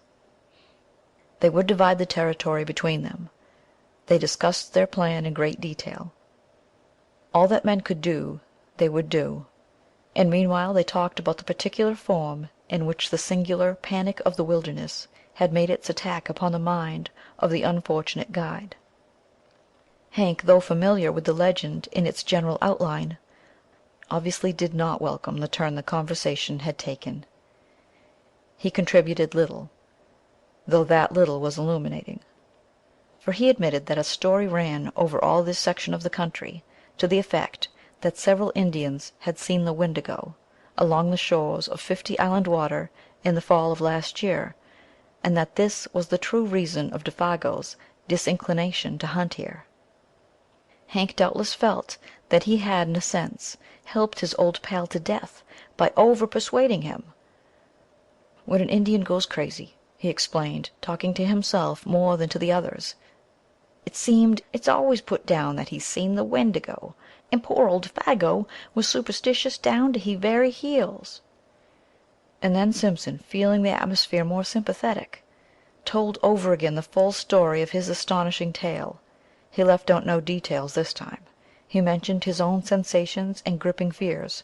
He only admitted the strange language used. "But Défago surely had already told you all these dreadful details of the Wendigo legend, my dear fellow," insisted the doctor. "I mean, he had talked about it, and thus put into your mind the ideas which your own excitement afterwards developed." Whereupon Simpson again repeated the facts. Défago, he declared, had barely mentioned the beast. He, Simpson, knew nothing of the story, and as far as he remembered, had never even read about it. Even the word was unfamiliar. Of course he was telling the truth, and Dr. Cathcart was reluctantly compelled to admit the singular character of the whole affair. He did not do this in words so much as in manner, however. He kept his back against a good stout tree. He poked the fire into a blaze the moment it showed signs of dying down. He was quicker than any of them to notice the least sound in the night about them: a fish jumping in the lake, a twig snapping in the bush, the dropping of occasional fragments of frozen snow from the branches overhead where the heat loosened them. His voice, too, changed a little in quality, becoming a shade less confident, lower also in tone. Fear, to put it plainly, hovered close about that little camp, and though all three would have been glad to speak of other matters, the only thing they seemed able to discuss was this, the source of their fear. They tried other subjects in vain. There was nothing to say about them. Hank was the most honest of the group. He said next to nothing. He never once, however, turned his back to the darkness. His face was always to the forest, and when wood was needed he didn't go farther than was necessary to get it. Part 7. A wall of silence wrapped them in, for the snow, though not thick, was sufficient to deaden any noise, and the frost held things pretty tight besides. No sound but their voices and the soft roar of the flames made itself heard. Only from time to time something soft as the flutter of a pine moth's wings went past them through the air. No one seemed anxious to go to bed. The hours slipped towards midnight. "The legend is picturesque enough," observed the doctor, after one of the longer pauses, speaking to break it rather than because he had anything to say, "for the Wendigo is simply the call of the wild personified, which some natures hear to their own destruction." "That's about it," Hank said presently, "and there's no misunderstanding when you hear it. It calls you by name, right enough." Another pause followed. Then Dr. Cathcart came back to the forbidden subject with a rush that made the others jump. "The allegory is significant," he remarked, looking about him into the darkness, "for the voice, they say, resembles all the minor sounds of the bush, wind, falling water, cries of the animals, and so forth. And once the victim hears that, he's off for good, of course. His most vulnerable points, moreover, are said to be the feet and the eyes. The feet, you see, for the lust of wandering, and the eyes for the lust of beauty. The poor beggar goes out at such a dreadful speed that he bleeds beneath the eyes, and his feet burn." Dr. Cathcart, as he spoke, continued to peer uneasily into the surrounding gloom. His voice sank to a hushed tone. "The Wendigo," he added, "is said to burn his feet, owing to the friction apparently caused by its tremendous velocity, till they drop off, and new ones form exactly like its own." Simpson listened in horrified amazement, but it was the pallor on Hank's face that fascinated him most. He would willingly have stopped his ears and closed his eyes had he dared. "It don't always keep to the ground neither," came in Hank's slow, heavy drawl, "for it goes so high that he thinks the stars have set him all afire. And it'll take great thumping jumps sometimes, and run along the tops of the trees, carrying its partner with it, and then dropping 'em just as a fish hawk'll drop a pickerel to kill it before eating. And its food, of all the muck in the whole bush, is moss." And he laughed a short, unnatural laugh. "It's a moss-eater, is the Wendigo," he added, looking up excitedly into the faces of his companions. "Moss-eater," he repeated, with a string of the most outlandish oaths he could invent. But Simpson now understood the true purpose of all this talk. What these two men, each strong and experienced in his own way, dreaded more than anything else, was silence. They were talking against time. They were also talking against darkness, against the invasion of panic, against the admission reflection might bring that they were in an enemy's country, against anything, in fact, rather than allow their inmost thoughts to assume control. He himself, already initiated by the awful vigil with terror, was beyond both of them in this respect. He had reached the stage where he was immune. But these two, the scoffing analytical doctor and the honest, dogged backwoodsman, each sat trembling in the depths of his being.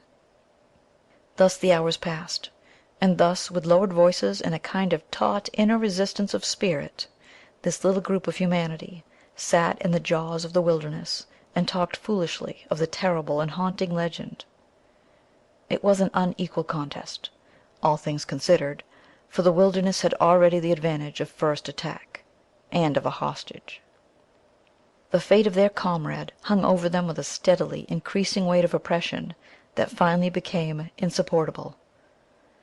It was Hank, after a pause longer than the preceding ones that no one seemed able to break, who first let loose all this pent-up emotion in very unexpected fashion, by springing suddenly to his feet and letting out the most ear-shattering yell imaginable into the night. He could not contain himself any longer, it seemed. To make it carry even beyond an ordinary cry, he interrupted its rhythm by shaking the palm of his hand before his mouth. "That's for Défago," he said, looking down at the other two with a queer defiant laugh. "For it's my belief," the sandwiched oaths may be omitted, that my old partner's not far from us at this very minute." There was a vehemence and a recklessness about his performance that made Simpson, too, start to his feet in amazement, and betrayed even the doctor into letting the pipe slip from between his lips. Hank's face was ghastly, but Cathcart's showed a sudden weakness, a loosening of all his faculties, as it were.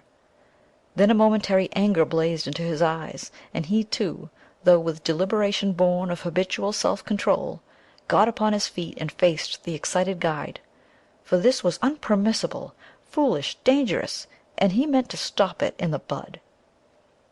What might have happened in the next minute or two one may speculate about, yet never definitely know, for in the instant of profound silence that followed Hank's roaring voice, and as though in answer to it, something went past through the darkness of the sky overhead at terrific speed, something of necessity very large, for it displaced much air, while down between the trees there fell a faint and windy cry of a human voice, calling in tones of indescribable anguish and appeal: "Oh, oh, this fiery height! Oh, oh, my feet of fire, my burning feet of fire!" White to the very edge of his shirt, Hank looked stupidly about him, like a child. Dr. Cathcart uttered some kind of unintelligible cry, turning as he did so, with an instinctive movement of blind terror, towards the protection of the tent, then halting in the act as though frozen. Simpson alone of the three retained his presence of mind a little. His own horror was too deep to allow any immediate reaction. He had heard that cry before. Turning to his stricken companions, he said almost calmly: "That's exactly the cry I heard, the very words he used." Then lifting his face to the sky, he cried aloud: "Défago! Défago! Come down here to us! Come down!" And before there was time for anybody to take definite action one way or another, there came the sound of something dropping heavily between the trees, striking the branches on the way down, and landing with a dreadful thud upon the frozen earth below. The crash and thunder of it was really terrific. "That's him, s'help me God!" came from Hank, in a whispering cry half choked, his hand going automatically toward the hunting knife in his belt. "And he's comin', he's comin'," he added with an irrational laugh of horror, as the sounds of heavy footsteps crunching over the snow became distinctly audible, approaching through the blackness towards the circle of light. And while the steps, with their stumbling motion, moved nearer and nearer upon them, the three men stood round that fire, motionless and dumb. Dr. Cathcart had the appearance of a man suddenly withered. Even his eyes did not move. Hank, suffering shockingly, seemed on the verge again of violent action, yet did nothing. He too was hewn of stone. Little stricken children they seemed. The picture was hideous, and meanwhile, their owner still invisible, the footsteps came closer, crunching the frozen snow. It was endless, too prolonged to be quite real, this measured and pitiless approach. It was accursed. Part 8. Then at length the darkness, having thus laboriously conceived, brought forth a figure. It drew forward into the zone of uncertain light, where fire and shadows mingled, not 10 feet away, then halted, staring at them fixedly. The same instant it started forward again, with the spasmodic motion as of a thing moved by wires, and coming up closer to them, full into the glare of the fire, they perceived then that it was a man, and apparently that this man was Défago. Something like a skin of horror almost perceptibly drew down in that moment over every face, and 3 pairs of eyes shone through it as though they saw across the frontiers of normal vision into the unknown. Défago advanced, his tread faltering and uncertain. He made his way straight up to them as a group first, then turned sharply and peered close into the face of Simpson. The sound of a voice issued from his lips. "Here I am, Boss Simpson. I heerd someone callin' me." It was a faint, dried-up voice, made wheezy and breathless as by immense exertion. "I'm havin' a regular hell fire kind of a trip, I am." and he laughed, thrusting his head forward into the other's face. But that laugh started the machinery of the group of waxwork figures with the wax-white skins. Hank immediately sprang forward with a stream of oaths so far-fetched that Simpson did not recognize them as English at all, but thought he had lapsed into Indian or some other lingo. He only realized that Hank's presence, thrust thus between them, was welcome, uncommonly welcome. Dr. Cathcart, though more calmly and leisurely, advanced behind him, heavily stumbling. Simpson seems hazy as to what was actually said and done in those next few seconds, for the eyes of that detestable and blasted visage peering at such close quarters into his own utterly bewildered his senses at first. He merely stood still. He said nothing. He had not the trained will of the older men that forced them into action in defiance of all emotional stress. He watched them moving as behind a glass that half destroyed their reality. It was dreamlike, perverted. Yet through the torrent of Hank's meaningless phrases he remembers hearing his uncle's tone of authority, hard and forced, saying several things about food and warmth, blankets, whiskey, and the rest, and further that whiffs of that penetrating, unaccustomed odor, vile yet sweetly bewildering, assailed his nostrils during all that followed. It was no less a person than himself, however, less experienced and adroit than the others though he was, who gave instinctive utterance to the sentence that brought a measure of relief into the ghastly situation by expressing the doubt and thought in each one's heart. "It is you, isn't it, Défago?" he asked under his breath, horror breaking his speech. And at once Cathcart burst out with the loud answer before the other had time to move his lips. "Of course it is! Of course it is! Only, can't you see, he's nearly dead with exhaustion, cold, and terror. Isn't that enough to change a man beyond all recognition?" It was said in order to convince himself as much as to convince the others. The over-emphasis alone proved that. And continually, while he spoke and acted, he held a handkerchief to his nose. That odor pervaded the whole camp. For the Défago who sat huddled by the big fire, wrapped in blankets, drinking hot whiskey and holding food in wasted hands, was no more like the guide they had last seen alive than the picture of a man of 60 is like a daguerreotype of his early youth in the costume of another generation. Nothing really can describe that ghastly caricature, that parody, masquerading there in the firelight as Défago. From the ruins of the dark and awful memories he still retains, Simpson declares that the face was more animal than human, the features drawn about into wrong proportions, the skin loose and hanging, as though he had been subjected to extraordinary pressures and tensions. It made him think vaguely of those bladder faces blown up by the hawkers on Ludgate Hill, that change their expression as they swell, and as they collapse emit a faint and wailing imitation of a voice. Both face and voice suggested some such abominable resemblance. But Cathcart, long afterwards, seeking to describe the indescribable, asserts that thus might have looked a face and body that had been in air so rarefied that, the weight of atmosphere being removed, the entire structure threatened to fly asunder and become incoherent. It was Hank, though, all distraught and shaking with a tearing volume of emotion he could neither handle nor understand, who brought things to a head without much ado.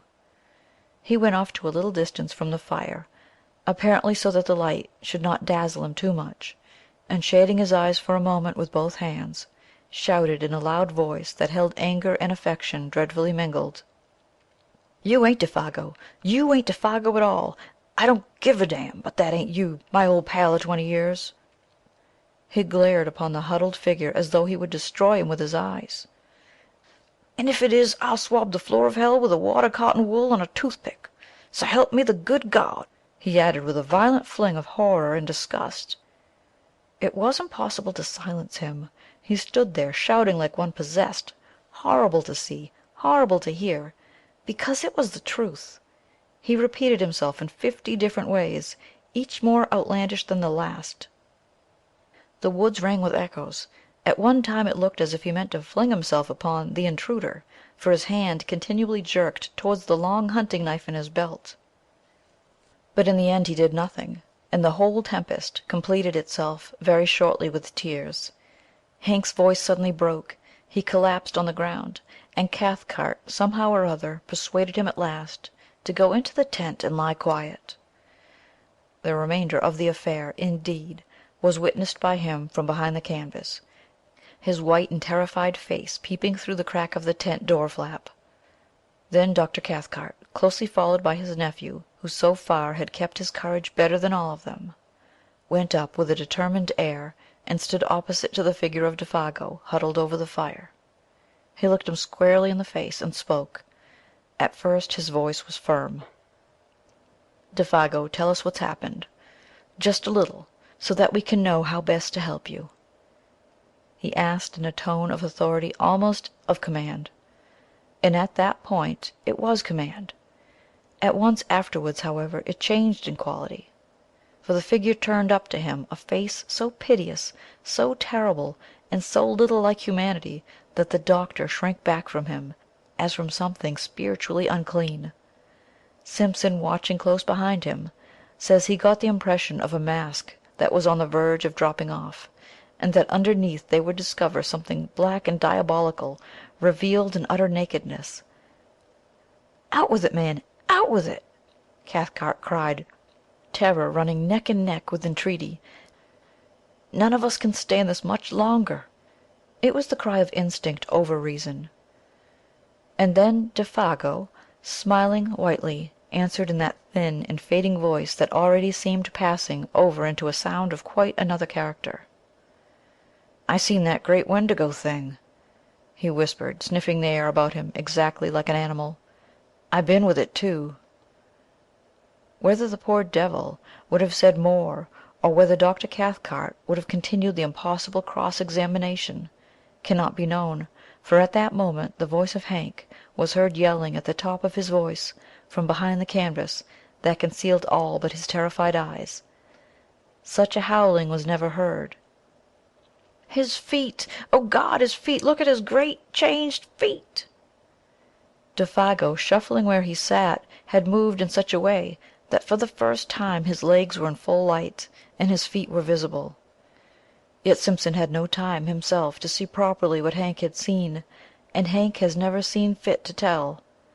That same instant, with a leap like that of a frightened tiger, Cathcart was upon him, bundling the folds of blanket about his legs with such speed that the young student caught little more than a passing glimpse of something dark and oddly massed where moccasined feet ought to have been, and saw even that but with uncertain vision. Then, before the doctor had time to do more, or Simpson time to even think a question, much less ask it, Défago was standing upright in front of them, balancing with pain and difficulty, and upon his shapeless and twisted visage an expression so dark and so malicious that it was, in the true sense, monstrous. "Now you seen it too," he wheezed. "You seen my fiery burning feet, and now, that is, unless you can save me and prevent, it's 'bout time for—" His piteous and beseeching voice was interrupted by a sound that was like the roar of wind coming across the lake. The trees overhead shook their tangled branches, the blazing fire bent its flame as before a blast, and something swept with a terrific, rushing noise about the little camp and seemed to surround it entirely in a single moment of time. Défago shook the clinging blankets from his body, turned towards the woods behind, and with the same stumbling motion that had brought him, was gone. Gone before anyone could move muscle to prevent him. Gone with an amazing blundering swiftness that left no time to act. The darkness positively swallowed him, and less than a dozen seconds later, above the roar of the swaying trees and the shout of the sudden wind, all three men, watching and listening with stricken hearts, heard a cry that seemed to drop down upon them from a great height of sky and distance. "Oh, oh, this fiery height! Oh, oh, my feet of fire, my burning feet of fire!" Then died away into untold space and silence. Dr. Cathcart, suddenly master of himself, and therefore of the others, was just able to seize Hank violently by the arm as he tried to dash headlong into the bush. "But I wanter know, you!" shrieked the guide. "I wanter see! That ain't him at all, but some devil that's shunted into his place." Somehow or other, he admits he never quite knew how he accomplished it, he managed to keep him in the tent and pacify him. The doctor apparently had reached the stage where reaction had set in and allowed his own innate force to conquer. Certainly he managed Hank admirably. It was his nephew, however, hitherto so wonderfully controlled, who gave him most cause for anxiety, for the cumulative strain had now produced a condition of lachrymose hysteria which made it necessary to isolate him upon a bed of boughs and blankets as far removed from Hank as was possible under the circumstances. And there he lay, as the watches of that haunted night passed over the lonely camp, crying startled sentences and fragments of sentences into the folds of his blanket, a quantity of gibberish about speed and height and fire mingled oddly with biblical memories of the classroom. "People with broken faces all on fire are coming at a most awful, awful pace towards the camp," he would moan one minute, and the next would sit up and stare into the woods, intently listening, and whisper, "How terrible in the wilderness are the feet of them that," until his uncle came across to change the direction of his thoughts and comfort him. The hysteria, fortunately, proved but temporary. Sleep cured him, just as it cured Hank. Till the first signs of daylight came, soon after 5 o'clock, Dr. Cathcart kept his vigil. His face was the color of chalk, and there were strange flushes beneath the eyes. An appalling terror of the soul battled with his will all through those silent hours. These were some of the outer signs. At dawn he lit the fire himself, made breakfast, and woke the others, and by 7 they were well on their way back to the home camp. 3 perplexed and afflicted men, but each in his own way having reduced his inner turmoil to a condition of more or less systematized order again. Part 9. They talked little, and then only of the most wholesome and common things, for their minds were charged with painful thoughts that clamored for explanation, though no one dared refer to them. Hank, being nearest to primitive conditions, was the first to find himself, for he was also less complex. In Dr. Cathcart, civilization championed his forces against an attack singular enough. To this day, perhaps, he is not quite sure of certain things. Anyhow, he took longer to find himself. Simpson, the student of divinity, it was who arranged his conclusions probably with the best, though not most scientific, appearance of order. Out there, in the heart of unreclaimed wilderness, they had surely witnessed something crudely and essentially primitive, something that had survived somehow the advance of humanity, had emerged terrifically, betraying a scale of life still monstrous and immature.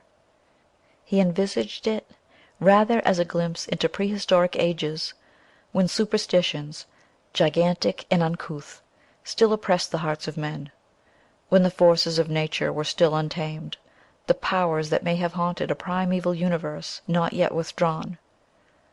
To this day he thinks of what he termed years later in a sermon, savage and formidable potencies lurking behind the souls of men, not evil perhaps in themselves, yet instinctively hostile to humanity as it exists. Hence his uncle never discussed the matter in detail, for the barrier between the two types of mind made it difficult. Only once, years later, something led them to the frontier of the subject, of a single detail of the subject, rather. "Can't you even tell me what they were like?"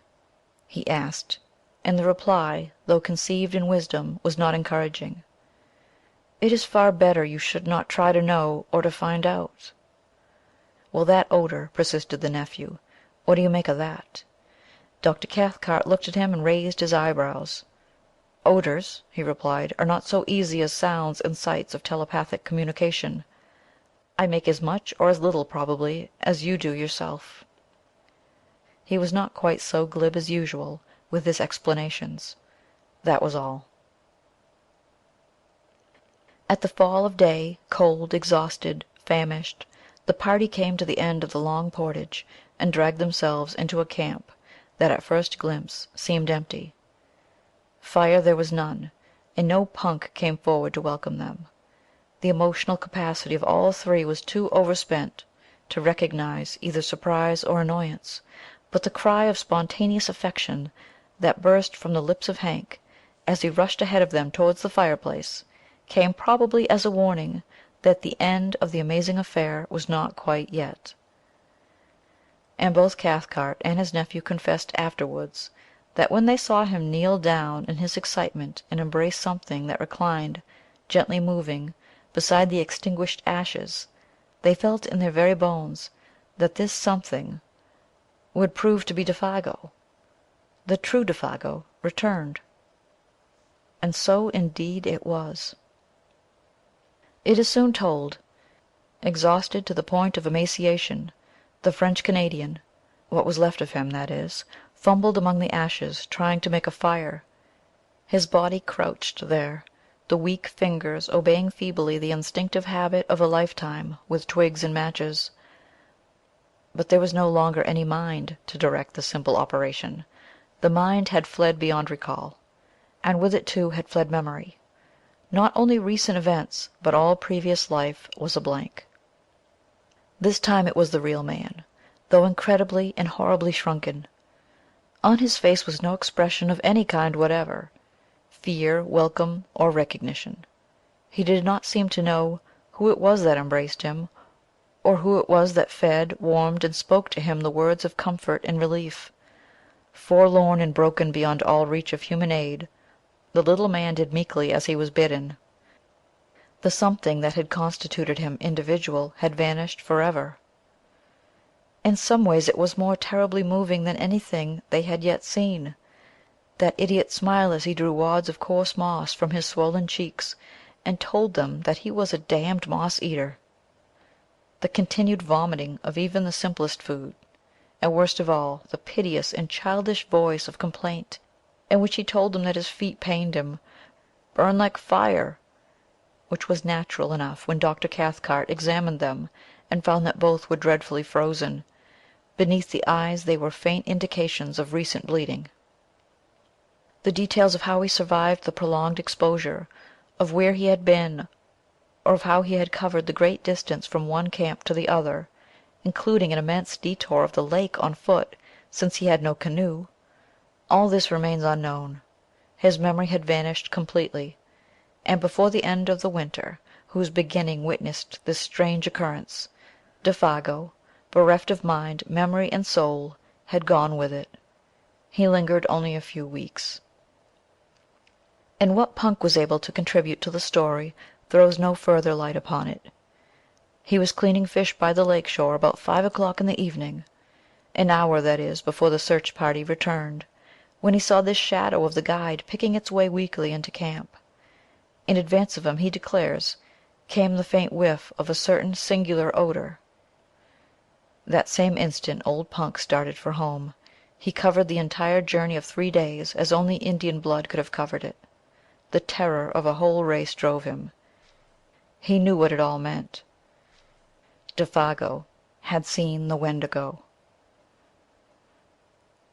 End of Section 3. An End of the Wendigo by Elджернон Blackwood.